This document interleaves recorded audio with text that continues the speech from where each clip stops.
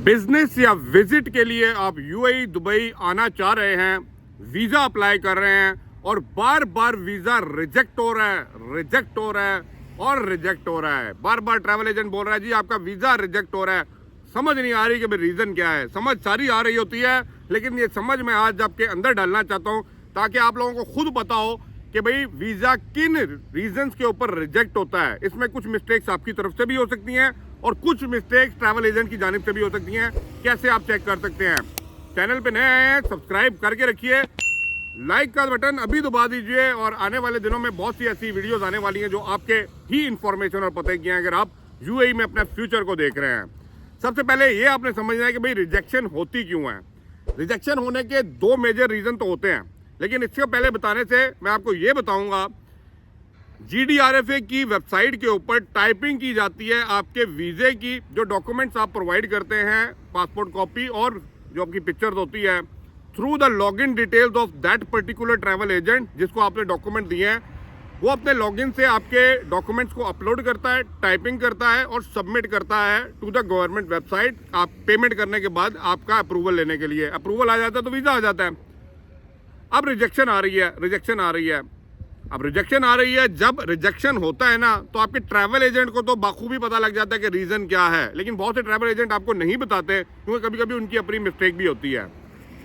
Number one जो major mistake होती है ना, वो आप ज़रा देख लीजिएगा, और ये मिस्टेक आपकी अप्लाई करने से पहले ही पता होनी चाहिए, लेकिन ट्रैवल एजेंट कभी कभी निकम्मे होते हैं, आपको देखते नहीं है डॉक्यूमेंट्स और ले लेते हैं। आपका जो पासपोर्ट कॉपी है ना, पासपोर्ट कॉपी 6 मंथ आपका उसमें वैलिडिटी डेट होनी चाहिए।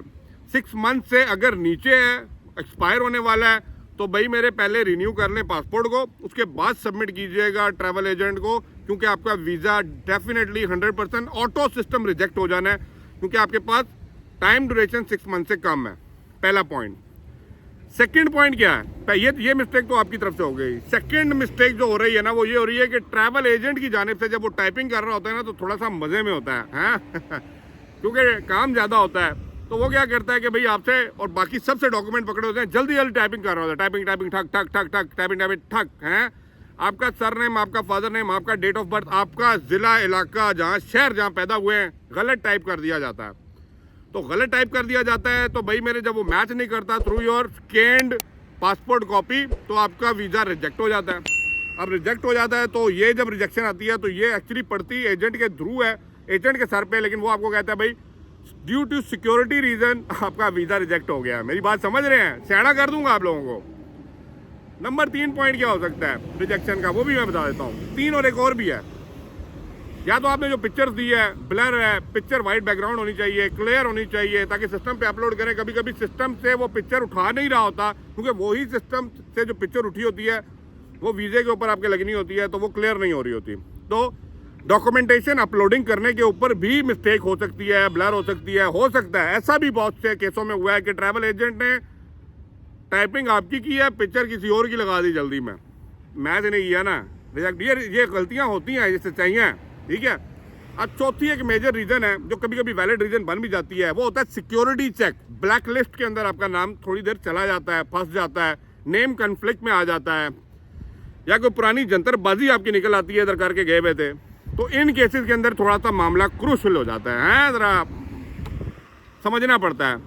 अगर आप पहले यहाँ विजिट करके हैं, कुछ आपने गलत काम किया या आपके थ्रू आपके आईडी को यूज़ करके कुछ गलत काम हुए हैं, तो आपका आईडी सिस्टम पे ब्लिंक हो रहा होता है कि भाई ये बंदा यहाँ से मफरूर है या ये बंदे ने कोई गलत काम किया है, तो भाई मेरे जब भी अप्लाई करेगा तो इसका रिजेक्ट करो। या अगर आप यहाँ पे आ जाते हैं, अगर आपके पास एम्प्लॉयमेंट वीज़ा है, तो फिर आपको उसका जवाबदेह होना पड़ता है।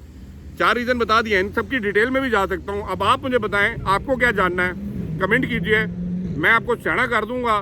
ट्रैवल एजेंट से आपने करवाना है काम, करवाएं, कोई मसला नहीं, लेकिन आपको पता होना चाहिए आपके राइट्स का कि भाई आप कहाँ पे क्या बात कर सकते हैं। वीडियो को लाइक शेयर लाजमी दोबारा कर दीजिए।